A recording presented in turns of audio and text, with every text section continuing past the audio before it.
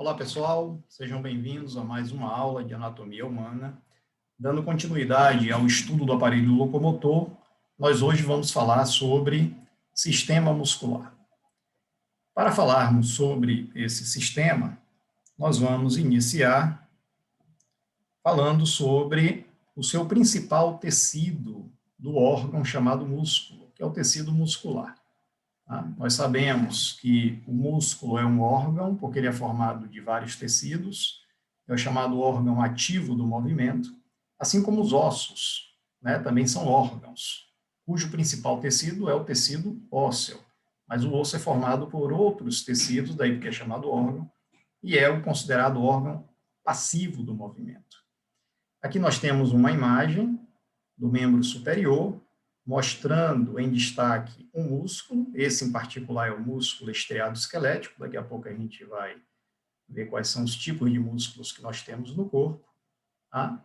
E isso aqui se configura em um órgão ativo do movimento, porque ele tem uma característica peculiar, que é a de contração, quando estimulado, né? Então, quando nós estimulamos essa musculatura a partir da inervação nervosa, essas fibras, elas se contraem, o músculo encurta o seu comprimento, aproximando a estrutura esquelética de uma parte onde está inserido à outra, né? E esse movimento é possível graças à presença de uma articulação sinovial. Então, nós temos aqui representado estruturas que pertencem a 3 sistemas do aparelho locomotor. O sistema muscular, representado aqui pela musculatura, o sistema esquelético, representado pelos esqueletos do antebraço e do braço, e a articulação do cotovelo, representando aqui a articulação, o sistema articular. Bom, o músculo, por ser um órgão, né, o principal tecido dele, aquele que tem a característica, a particularidade de se contrair, é o chamado tecido muscular. E esse tecido muscular, ele tem a sua célula, que é a chamada fibra muscular. Por que nós chamamos a célula do tecido muscular de fibra? Porque ela tem um aspecto alongado e não circular, como nós costumamos imaginar toda vez que a gente fala sobre célula. Aquela estrutura circular, né, com a presença interna de citoplasma e de um núcleo. A fibra muscular, ela possui os mesmos elementos, citoplasma, núcleo, membrana, só que ela se apresenta de uma forma alongada. Daí porque nós raramente nos referimos à célula muscular, né, mas fibra muscular. Então, aqui a gente está vendo em destaque, né, uma estrutura óssea, um tendão do músculo inserido nessa estrutura esquelética, aqui a parte vermelha, que é onde nós encontramos o tecido muscular propriamente dito, aquele formado por células que nós chamamos de fibras musculares. Então, nós temos aqui diversas fibras musculares, e aqui uma fibra muscular em destaque. Tá? Uma fibra muscular em destaque. E qual é a característica principal dessas fibras musculares? A capacidade de se contrair, então, quando estimuladas. Então, quando nós temos um estímulo nervoso agindo sobre essas fibras musculares, dada a sua característica, que nós vamos discutir daqui a pouco, ela se contrai. E, ao se contrair, ela encurta o comprimento do músculo como um todo, fazendo com que esse músculo encurtado aproxime as estruturas onde ele está inserido. Então, nós temos aqui, novamente, a representação de um músculo, né, formado aqui pelos seus tendões, a parte branca, onde nós não temos a fibra muscular. Então, vejam que aqui já dá para perceber que o músculo é um órgão, ou seja, a parte vermelha apenas é onde nós encontramos as fibras musculares, por isso que dá essa coloração avermelhada.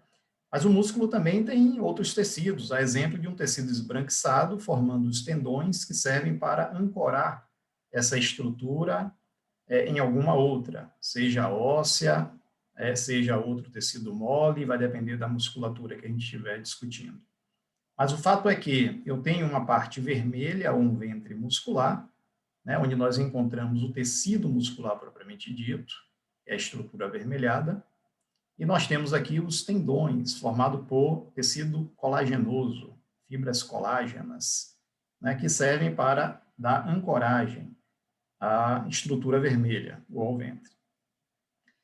Essa parte vermelha, onde nós encontramos o tecido muscular, ele é formado, então, por diversas células. Células alongadas, que nós chamamos de fibra muscular. Aqui a gente está vendo uma fibra muscular, tá?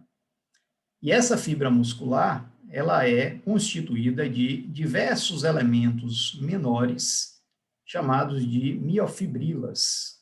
Miofibrilas. E o que são essas miofibrilas? São estruturas contráteis ricas em proteínas de contração. Aqui a gente está vendo um desenho representando uma estrutura numa dimensão molecular, né? E essas proteínas de contração, chamadas de troponina, tropomiosina, actina e miosina, elas são as responsáveis pela capacidade dessa fibra muscular diminuir o seu tamanho, ou seja, encurtar o seu comprimento quando estimuladas pelo sistema nervoso. Tá? Então, toda fibra muscular, ela é rica no seu citoplasma, no seu citoplasma nós encontramos em abundância essas chamadas proteínas de contração, organizadas, né, em estruturas menores dentro da fibra, chamadas de miofibrilas. Ok, aqui a gente está vendo um desenho esquemático mostrando uma célula nervosa, um neurônio, né, com seus com o seu axônio aqui, né, ramificado, se inserindo sobre as fibras musculares, Então, vejam que nós temos aqui um axônio, aqui temos os seus dendritos, o corpo celular, né, o axônio, então esse aqui é um neurônio, tá, formado de dendritos, corpo celular e axônio, e aqui o axônio, ele está se ramificando sobre fibras de uma mesma estrutura muscular. Então, quando nós temos o estímulo nervoso, que pode partir ou do sistema nervoso central, né, de forma consciente, então eu posso, de forma consciente, né, mandar um comando do meu córtex cerebral através de fibras nervosas que estimulam uma musculatura do meu antebraço, que quando contraída eu flexiono os dedos da mão. Então, esse movimento aqui, ele é voluntário. Ele partiu do meu desejo, né? Tanto da contração, né, desse músculo que flexiona os dedos, quanto da contração dos músculos que estendem os dedos. Então, quando eu tenho consciência, quando eu tenho controle sobre o estímulo muscular, isso parte do meu sistema nervoso central, né? Parte de um comando consciente do meu córtex cerebral. Mas nós temos também fibras nervosas cujo comando parte do chamado sistema nervoso autônomo, ou seja, daquele que nós não temos consciência. Por exemplo, os nossos movimentos peristálticos do tubo digestivo. Então, o tubo digestivo, né, ele, quando estimulado, ele se contrai, fazendo os movimentos peristálticos, importante para a condução do alimento ou dos resíduos alimentares pelo nosso tubo digestivo, e nós não temos consciência nem controle sobre isso. Tá? Você não consegue, de forma consciente, estimular o seu tubo digestivo. Isso acontece através do chamado sistema nervoso autônomo. Mas o fato é que, partindo do sistema nervoso central ou do sistema nervoso autônomo, o que nós temos são conduções nervosas estimulando as fibras musculares do órgão chamado músculo. Quando ocorre esse estímulo, essas fibras se contraem, o músculo todo se contrai, permitindo, então, que os movimentos aconteçam. O que é a chamada unidade motora? Tá? Unidade motora é o número de fibras musculares estimuladas por uma mesma fibra nervosa. Esse número varia a depender da delicadeza de movimento de um músculo. Ou seja, quanto maior a destreza do movimento muscular, menor é o número de fibras musculares comandadas por uma única fibra nervosa. Então, vamos explicar melhor isso aqui. O que é a unidade motora? Vou repetir.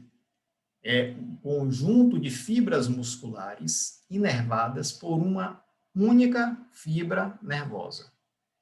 Esse número de fibras musculares para cada uma fibra nervosa, ele aumenta quando o movimento do músculo não é tão preciso.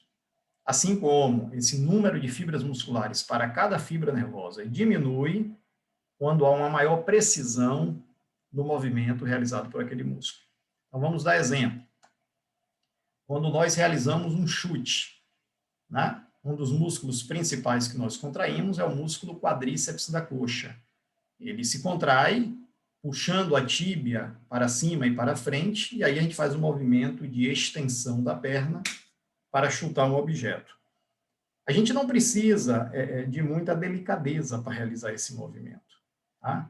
Então, a nossa unidade motora do músculo da coxa, quadríceps da coxa, ele é formado por várias fibras nervosas para cada uma fibra, várias fibras musculares para cada uma fibra nervosa. Agora vamos pensar no extremo oposto, o movimento do globo ocular. Tá? O movimento do globo ocular ele é formado por alguns músculos presentes na região da órbita. Os movimentos são precisos, né? Muito mais delicados do que um movimento de um chute com a perna. Tá? Então, eu preciso, na musculatura que movimenta o globo ocular, um menor número de fibras musculares para cada fibra nervosa, para que haja maior controle do movimento. Tá? Se nós formos fazer uma analogia, tá? É mais fácil um comandante, né, conduzir um exército formado por 100 homens do que um exército formado por 10.000 homens. Tá? Você consegue controlar muito mais a ação de forma mais precisa, né, mais ensaiada, vamos assim dizer, né, um conjunto de 100 pessoas do que um conjunto de 10.000 pessoas. Tá? Então, de uma forma análoga, seria mais ou menos isso. Ou seja, eu preciso de um número menor de fibras musculares para cada fibra nervosa na musculatura que movimenta o globo ocular, para que sejam movimentos precisos, do que na coxa. Na coxa, a minha unidade motora é formada por um número muito maior de fibras musculares para cada fibra nervosa. Tá? Então, novamente recapitulando o conceito, o que é uma unidade motora?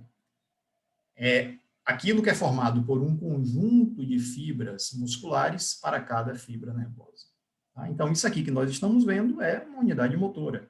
Eu tenho uma estrutura nervosa, uma fibra muscular nervosa, desculpe, né, inervando aqui um conjunto de fibras musculares. Eu tenho um neurônio responsável por um conjunto de fibras musculares. Esse conjunto de fibras musculares é maior quando o movimento é menos delicado, ou então ele é menor, proporcionalmente ele é menor quando o movimento tem maior destreza. Tipos de músculos. Quais são os tipos de músculos que nós temos no corpo? Nós só temos 3 tipos. O chamado músculo estriado esquelético, ou músculo esquelético. Pelo nome já dá para ver que é uma musculatura que tem relação direta com os ossos do nosso esqueleto, por isso chamado musculatura esquelética. Nós temos a chamada musculatura lisa. Essa musculatura lisa, ela está presente nas nossas vísceras, né? Nas vísceras, por exemplo, na íris do globo ocular, formando a midríase, a miose, no tubo digestivo, né? Nós temos ali musculatura lisa, nós temos mais musculatura lisa em várias outras partes, revestindo as glândulas salivares para a contração. Mas aí percebam que essa musculatura lisa, ela foge ao nosso comando. Nós não temos consciência, controle sobre a contração da musculatura lisa. A musculatura lisa tem uma relação direta com o nosso estado vegetativo, ou seja, aquilo que acontece que foge da nossa consciência, que foge do nosso controle. O contrário da musculatura esquelética. A musculatura esquelética é aquela que funciona a partir do nosso desejo, da nossa vontade, de maneira consciente, é uma contração de forma consciente, que nós temos comando. Portanto, é uma musculatura que está relacionada com a nossa relação com o meio em que nós vivemos. A nossa relação com o mundo, né, se dá através de uma musculatura esquelética. Através da musculatura esquelética, eu direciono a minha visão para onde eu quero. Eu movimento o meu corpo de acordo com o meu desejo, a minha vontade. Então, a musculatura esquelética é aquela comandada pelo sistema nervoso central. A musculatura lisa é aquela comandada pelo sistema nervoso autônomo. E nós temos a musculatura cardíaca. A musculatura cardíaca, ela é específica também desse órgão. Tá? É uma musculatura diferenciada, presente apenas no coração, né? A musculatura cardíaca. A musculatura esquelética e cardíaca, ela possui estrias ao longo da fibra muscular. Então, aqui nesse desenho, dá para a gente perceber zonas claras e zonas escuras, né? Isso faz com que a gente chame essas fibras musculares de fibras estriadas. Isso é uma característica que nós encontramos tanto na musculatura esquelética quanto na musculatura cardíaca. Obviamente, já dá para a gente perceber por que o nome dessa musculatura aqui é lisa, musculatura lisa, porque não há estrias. Ou seja, a fibra muscular ela é isenta daquela faixa de escura e esbranquiçada, faixa clara e faixa escura. Aqui não existe. Por isso, essas fibras lisas acabam caracterizando o tipo de músculo que a gente chama de musculatura lisa. Tá? E por que a esquelética, a cardíaca, tem essas estrias e a lisa não? Isso depende da forma como aquelas proteínas de contração, a quitina, miosina, troponina, tropomiosina, elas se organizam. A depender da forma molecularmente como elas se organizam, elas acabam formando essas estrias ao longo da fibra muscular, ou não, né? Então, basicamente, é isso. Essa forma como essas proteínas de contração se organizam, caracterizando as estrias, permite que essa musculatura esquelética e cardíaca, ela tenha uma possibilidade de contração mais rápida, permitindo contrações de explosão. Então, por exemplo, na musculatura estriada esquelética, né, inserida nos ossos do nosso esqueleto, isso permite que a gente faça movimentos rápidos. A musculatura lisa, não. A musculatura lisa são sempre movimentos não tão rápidos, movimentos mais lentos, né? Que são justamente aqueles que acontecem nas vísceras do nosso corpo. A musculatura cardíaca, da mesma forma, são fibras estriadas. A gente também tem contrações explosivas, né? Movimentos rápidos da musculatura do coração. Por exemplo, o coração pode ter uma taquicardia ou, em condições normais, fora do padrão não fisiológico, os movimentos também de sístole que acontecem no coração são movimentos rápidos. A musculatura esquelética, como nós já falamos, ela é comandada pelo sistema nervoso central. Então, de forma consciente, a gente movimenta o nosso corpo. A musculatura lisa, ela é comandada pelo sistema nervoso autônomo. São contrações que fogem à nossa consciência, ao nosso controle. Assim como a musculatura cardíaca. A musculatura cardíaca, nós também não temos consciência, nós não temos controle sobre a musculatura cardíaca. Ela sofre influência do sistema nervoso autônomo, porém, no caso do coração, da musculatura cardíaca, existe uma estrutura nervosa própria desse órgão. Existe o chamado marcapasso biológico. Marcapasso biológico é um tecido nervoso próprio do coração, que nós vamos estudar depois quando falarmos de coração. Então, no coração, a gente vai ver depois que tem o nó atrial, o nó sinoatrial, a rede de Purkinje, ou seja, é um sistema nervoso próprio, que estimula essas fibras da musculatura cardíaca. Ok, então vamos agora nos concentrar na musculatura estriada esquelética. A musculatura do coração, a gente vai falar quando estudarmos o sistema cardiovascular, assim como a musculatura lisa, a gente vai falar em várias outras ocasiões quando estivermos estudando outros sistemas do corpo. Agora nós vamos nos ater à musculatura estriada esquelética, ou seja, aquela que participa diretamente do chamado aparelho locomotor, tá? Seguindo essa linha de construção que nós vimos fazendo, né, do aparelho locomotor, estudando esqueleto, articulações e músculos. O músculo esquelético, ou músculo estriado esquelético, nós já sabemos por que o nome estriado, né, devido às estrias das fibras musculares, ele é formado de algumas partes. Vejam que, novamente, a gente tem um esqueleto aqui do membro superior, a gente está vendo o músculo, tá? Inserido aqui superiormente no húmero, e aqui inferiormente em um osso do esqueleto do antebraço. Esse músculo, ele é formado por tendões e ventre muscular. O que é o ventre muscular? Ventre muscular é a parte vermelha. Tá? Isso aqui é a parte vermelha, ou seja, aquela que tem o tecido muscular. As fibras musculares dão essa coloração avermelhada ao músculo. Nas extremidades dele, nós não temos tecido muscular. Nós temos aqui um tecido colagenoso, formado por fibras que servem para unir o ventre, a parte vermelha, à estrutura esquelética. Ou seja, nós temos os tendões musculares.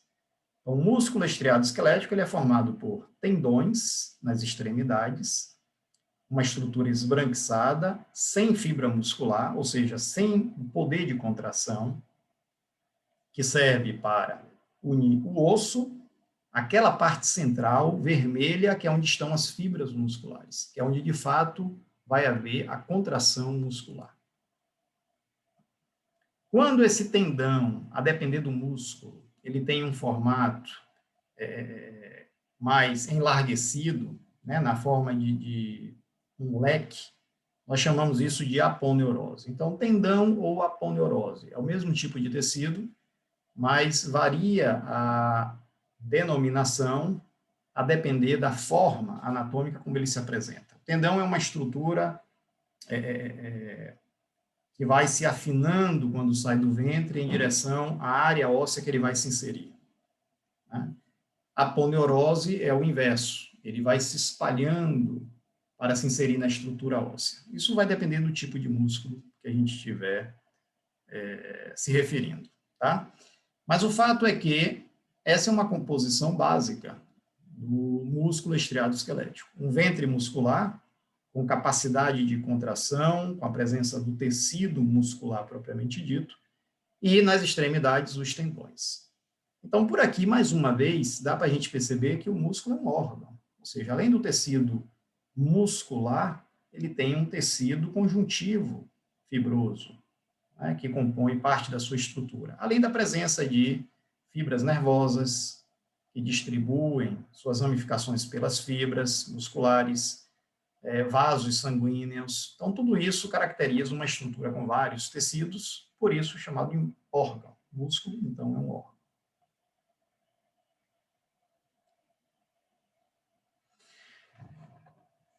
Esse músculo estriado esquelético, a depender como ele se apresente, a gente acaba fazendo várias formas de classificação. Então, nós podemos classificar o músculo estriado esquelético de várias formas. Vamos voltar aqui à imagem anterior, para a gente perceber um outro detalhe. Eu tenho aqui uma inserção superior, feita por esse tendão, tá, em um osso, e aqui eu tenho, na outra extremidade, uma outra inserção. Então, eu tenho um músculo aqui com duas inserções, uma superior e outra inferior. Quando esse músculo é estimulado, ele se contrai, portanto, ele diminui o seu comprimento. Ao diminuir o comprimento, as partes ósseas onde ele está inserido, devem se aproximar, né? E isso é permitido acontecer porque eu tenho aqui uma articulação sinovial, que nós já estudamos. Ok. Porém, para que haja razoabilidade nesse movimento, para que esse movimento faça sentido, uma extremidade precisa se movimentar enquanto que a outra permanece fixa. Ou seja, imagine esse desenho aqui do esqueleto do antebraço. Imagine agora esse músculo se contraindo e esses ossos se aproximando.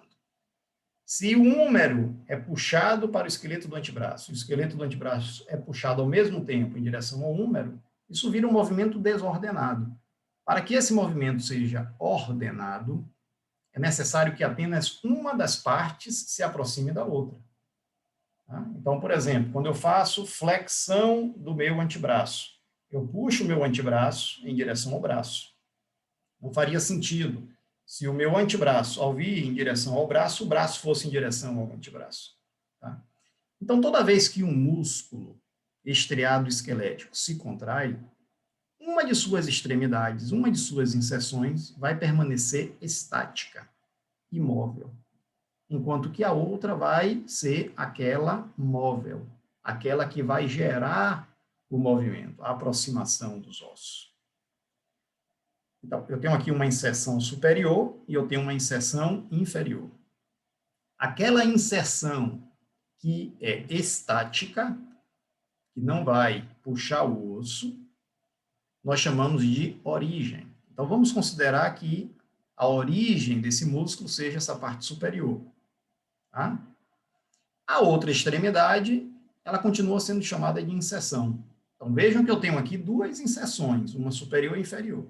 Mas a inserção superior, pelo fato de ser a estática, aquela que não vai puxar o osso, não vai movimentar o osso, ela é chamada de origem.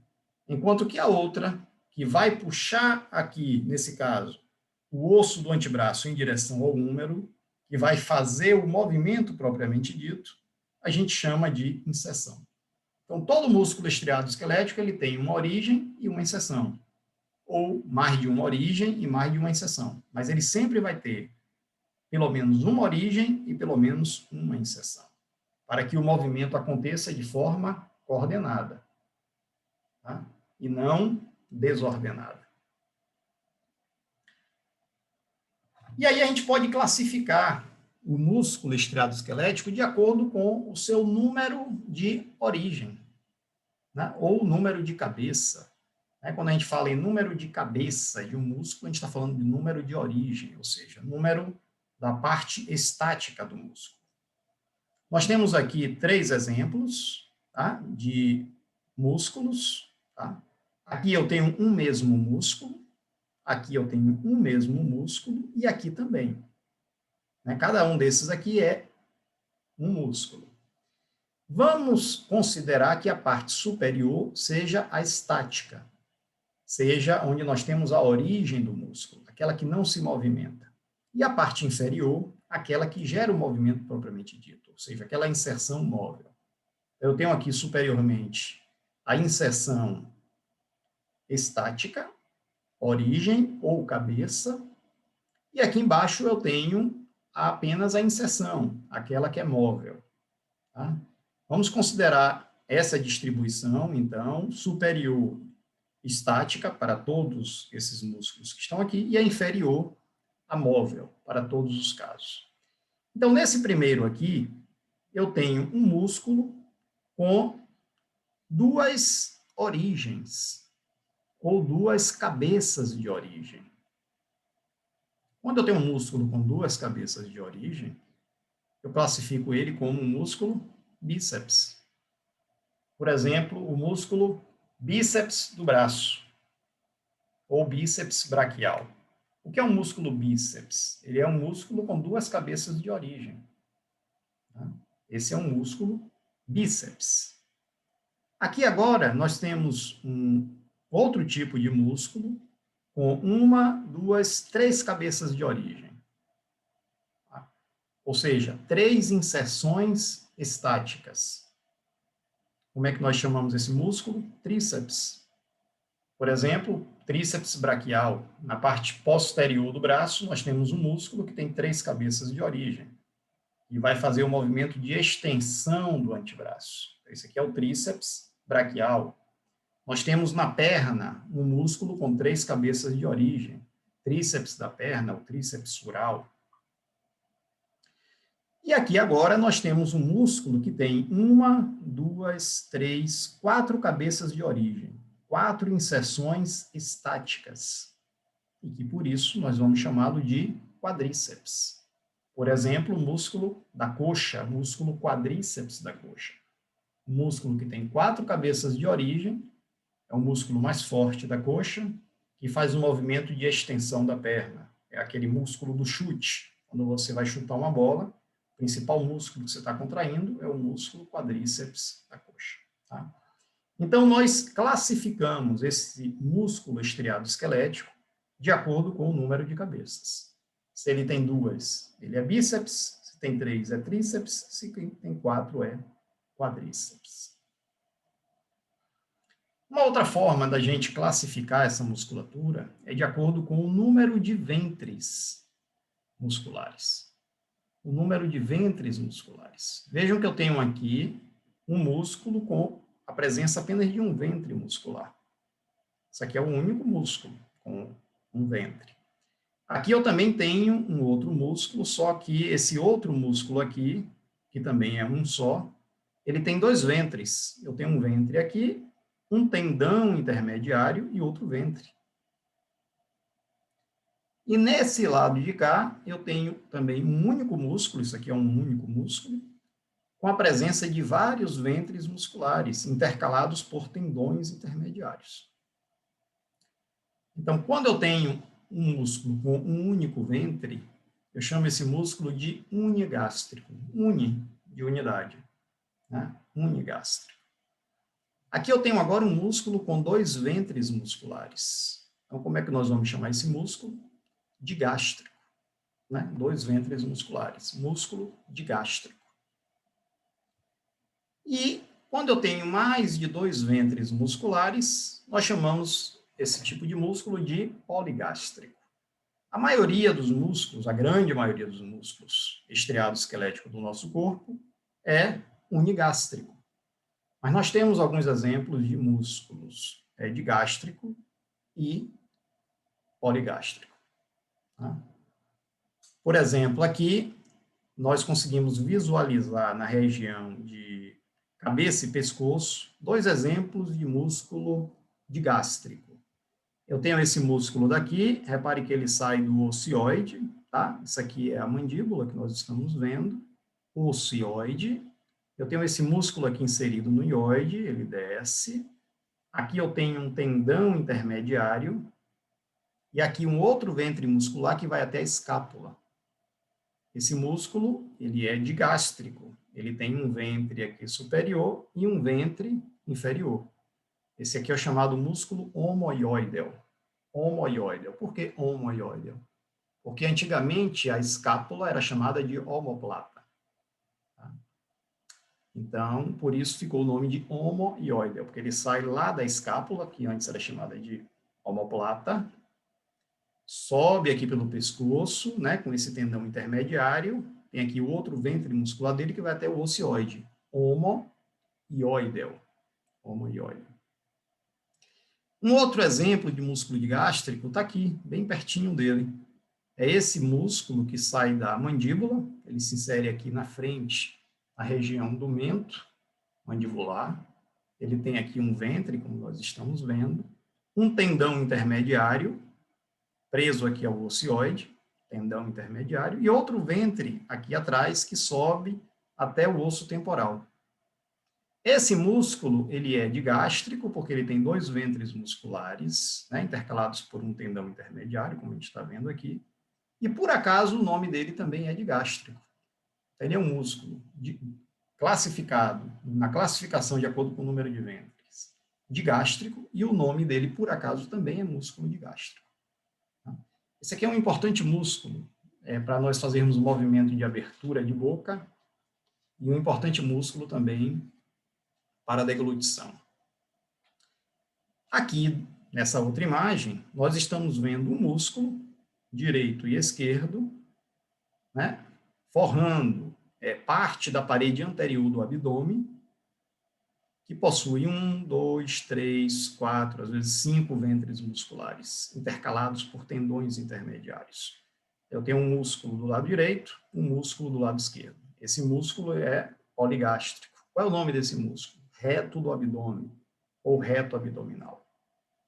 É aquele músculo que, quando a pessoa trabalha bastante a sua hipertrofia, né, através de exercícios de flexão do tronco, ele acaba ficando hipertrofiado. O que é uma hipertrofia muscular?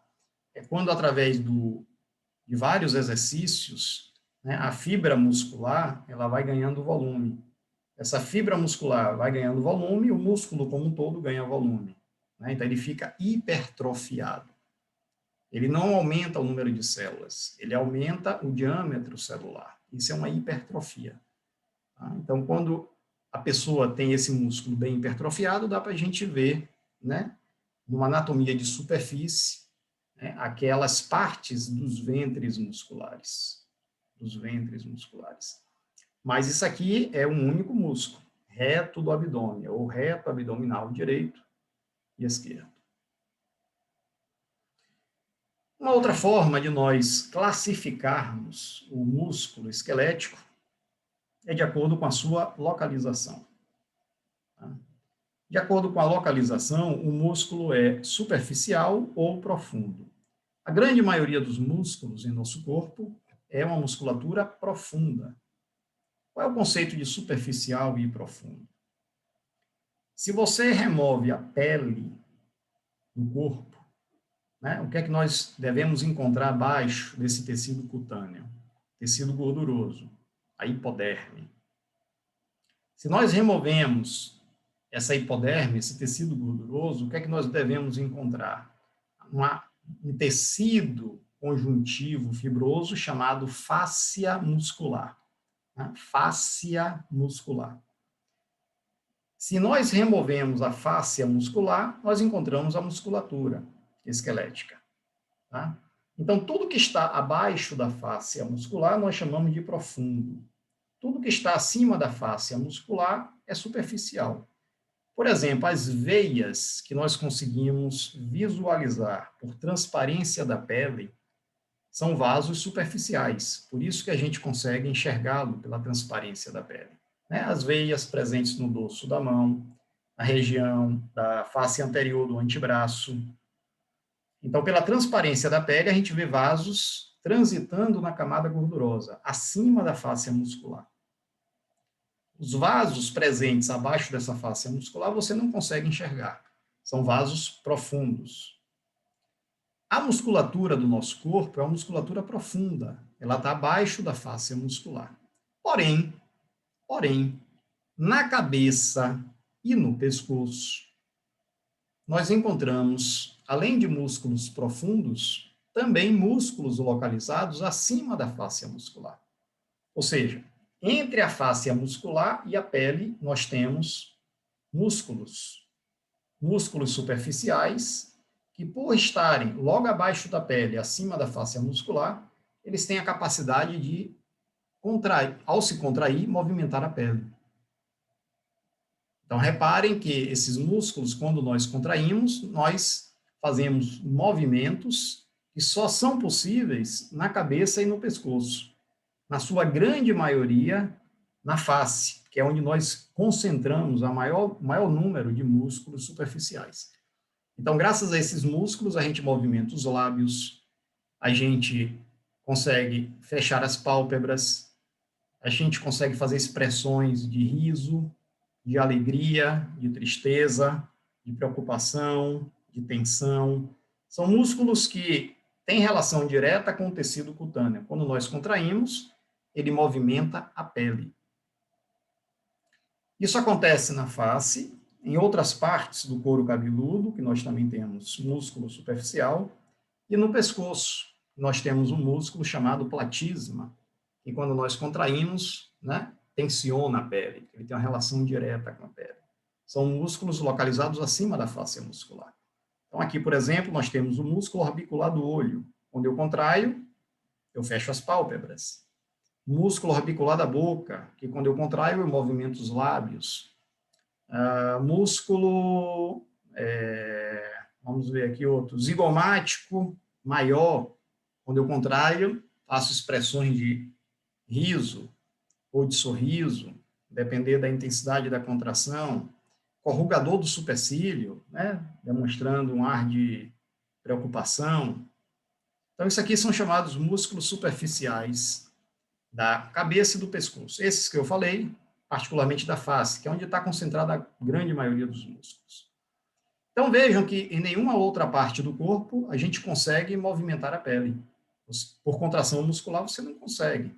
Nos membros, né, no seu dorso, no seu ventre, não existe possibilidade de você movimentar a pele por contração muscular. Apenas na cabeça e no pescoço, particularmente na face, que é onde nós temos os chamados músculos superficiais. Tá? Então, de acordo com essa localização, os músculos são assim classificados em superficiais e profundos. Uma outra forma da gente classificar a musculatura esquelética é de acordo com a sua atividade funcional. De acordo com a sua atividade funcional, ele pode ser um músculo agonista, ou antagonista, ou sinergista. O que é isso? Agonista é quando o músculo se contrai para realizar o principal movimento desejado. Então, vamos imaginar que o movimento que nós desejamos fazer é de flexão do antebraço. Flexão do antebraço. Tá? Então, eu estou com o membro aqui superior, o meu antebraço, na posição anatômica, tá? Na posição anatômica. E aí, eu vou fazer agora o movimento de flexão do antebraço. Movimento de flexão. Flexão é aquele movimento que a gente faz no plano sagital. Já falamos sobre isso. Tá? Quando você diminui o ângulo entre duas partes no plano sagital, isso se chama flexão. Por exemplo, flexão da cabeça. Quando eu aumento o ângulo no plano sagital, o nome disso é extensão. Então, aqui, no caso, posição anatômica, tá? Flexão e extensão do meu antebraço, flexão e extensão da perna, flexão e extensão da coxa. Todos os movimentos no plano sagital. Então, digamos que nós estamos aqui nessa posição, tá? E agora a gente quer fazer flexão do antebraço. Qual é o músculo agonista? Aquele que, de fato, vai realizar o movimento. Aquele músculo que, ao se contrair, vai aproximar o esqueleto do antebraço do esqueleto do braço. Tá? Então, o músculo agonista aqui representado é esse, que tem duas cabeças de origem, que é o bíceps braquial. Bíceps, porque tem duas origens, ou duas cabeças de origem, ou duas inserções estáticas que não vão se movimentar, tá? De um músculo presente no braço. Então, por isso, bíceps braquial. Esse bíceps braquial, seu tendão inferiormente, se insere aqui no rádio. Se insere no rádio. Então, ao contrair esse músculo, ele vai diminuir o seu comprimento e o rádio vai ser puxado para cima pela frente. Então, eu vou fazer esse movimento que nós estamos vendo aqui. Ou seja, houve uma flexão do antebraço. Quem realizou esse movimento? Esse músculo aqui representado, que é o bíceps braquial.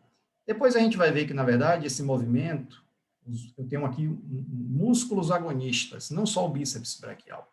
Tem o bíceps braquial, tem o braquial e tem o bráquio radial. Mas esse é assunto para outro dia, tá? O importante aqui é que eu tenho um músculo agonista, aquele que vai realizar o movimento desejado. Mas toda vez que a gente faz um movimento, além de um ou um grupo de músculos responsáveis por aquele movimento, eu sempre vou ter um ou um grupo de músculos trabalhando no sentido oposto, fazendo justamente o oposto do movimento que nós queremos. é o chamado músculo antagonista. Então, nesse movimento aqui, quem é o antagonista? É esse músculo que está aqui atrás do braço, atrás do húmero, tá? Esse músculo não dá para ver nessa imagem, mas ele tem 3 cabeças de origem, ele é um tríceps braquial, a gente vai ver melhor isso detalhado em outra aula. Tá? Mas esse músculo tríceps braquial, ele se insere aqui embaixo no olecrano. Lembram do olecrano? Nós temos na una essa saliência óssea aqui, que nós chamamos de olecrano. Aqui na parte posterior do braço tem um músculo cujo tendão se insere no olecrano. Se eu contraio esse músculo, ele puxa o olecrano para cima e para trás, e aí eu faço um movimento contrário, que é o movimento de extensão.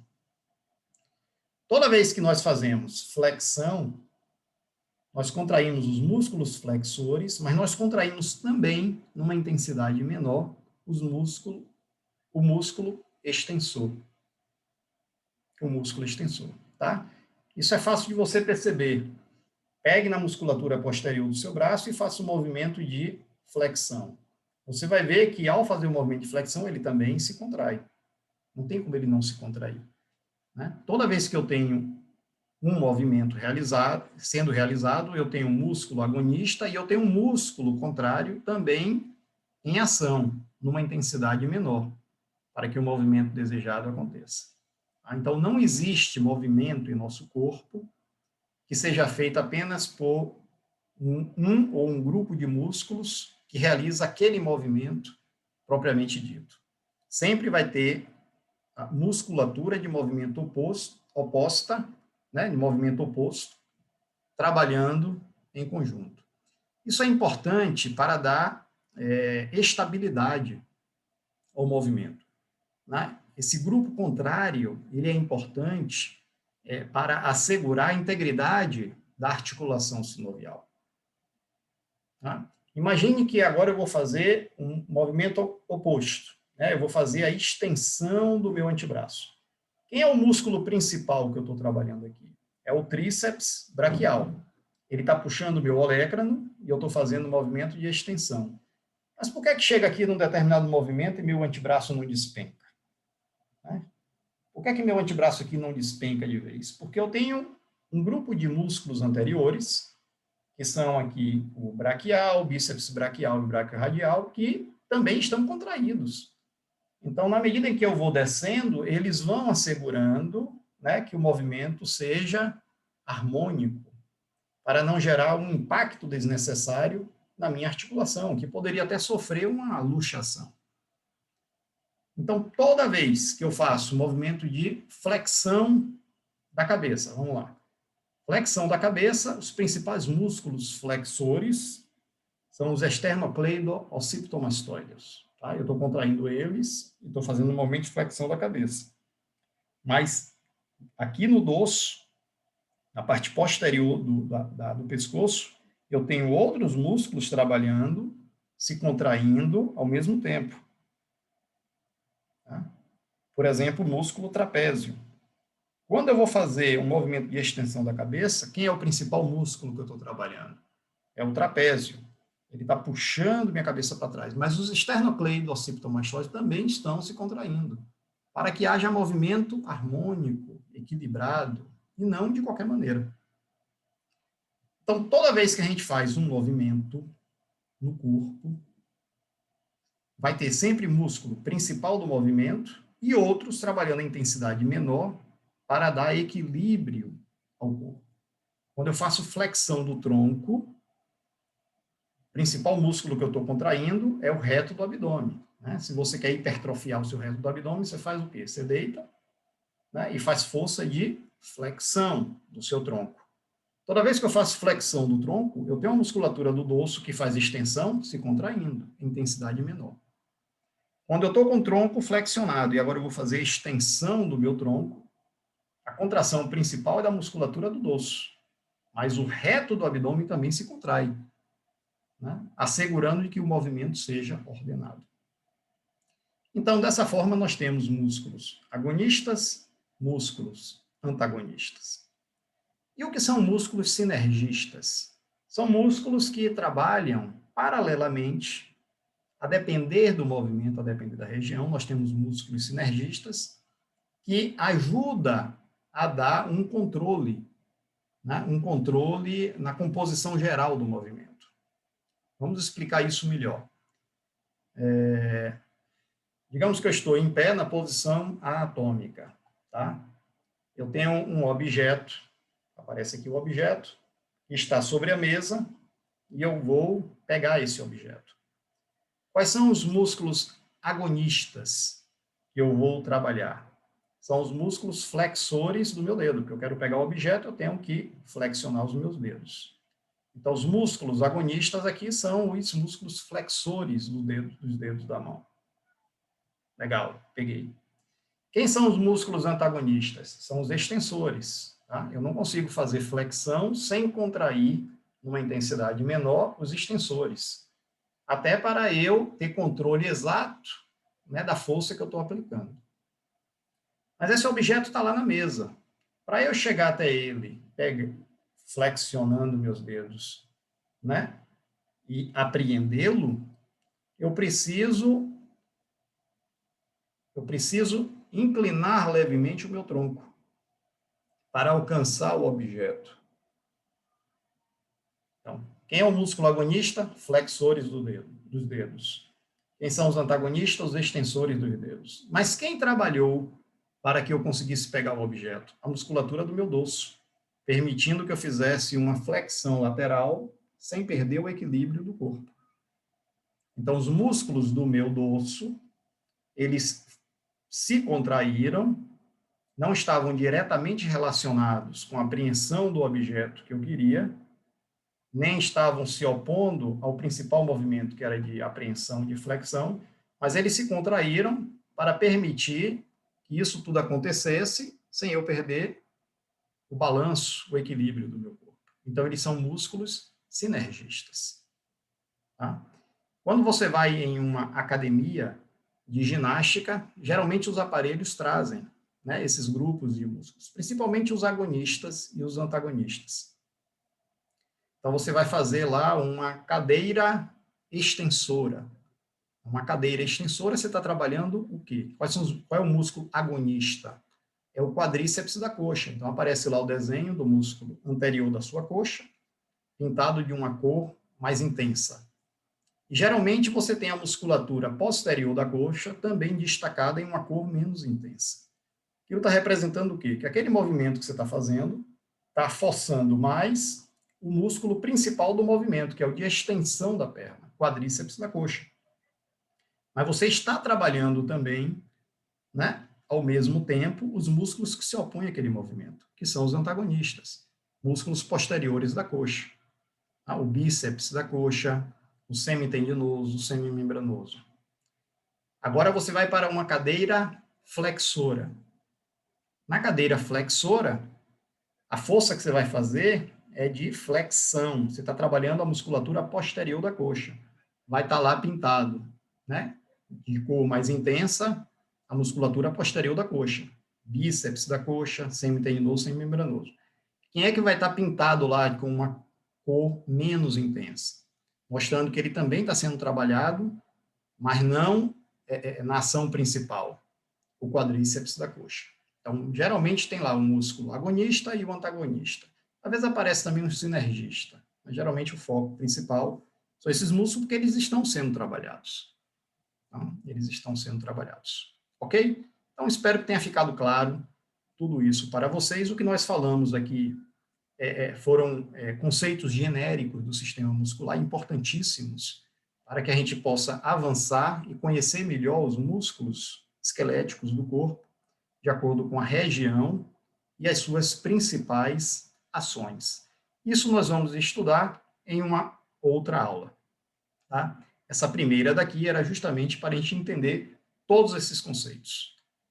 O que é um músculo, por que ele é um órgão, qual é o principal tecido, né, formado por fibras musculares, quais são as suas extremidades que servem para fazer a inserção, né, na estrutura esquelética, falando de músculo esquelético. Além do músculo esquelético, Nós sabemos já, então, que existem outros dois tipos de músculos, o liso, das vísceras do corpo, e o cardíaco, específico do coração, que a gente vai estudar esses músculos em outro momento oportuno, tá? E como nós classificamos a musculatura estriada esquelética. Então, esse conhecimento ele é importante, genérico, conceitual, para que a gente possa agora avançar e estudar os músculos estriados de acordo com a sua região e de acordo com os movimentos que eles realizam no nosso corpo. Mas esse é assunto para outra aula. Valeu? Então, espero que tenha ficado tudo muito claro para vocês. A nossa mensagem da aula de hoje, mais uma vez reforçando, propositadamente eu coloco em inglês, para chamar a atenção de vocês quanto à necessidade, né, do conhecimento desta língua, principalmente para profissionais da saúde, né, dada a peculiaridade de informações que muitas vezes nós só achamos em língua estrangeira, basicamente no inglês, tá? Então, essa mensagem, uma mensagem importante, esse é um dos trechos que eu mais gosto da Bíblia, mas está em inglês propositadamente, né, para dar esse toque sutil quanto à necessidade do domínio da língua para que vocês possam lograr êxito, né, na carreira profissional de vocês. Novamente, meus contatos, um abraço a todos e até a próxima.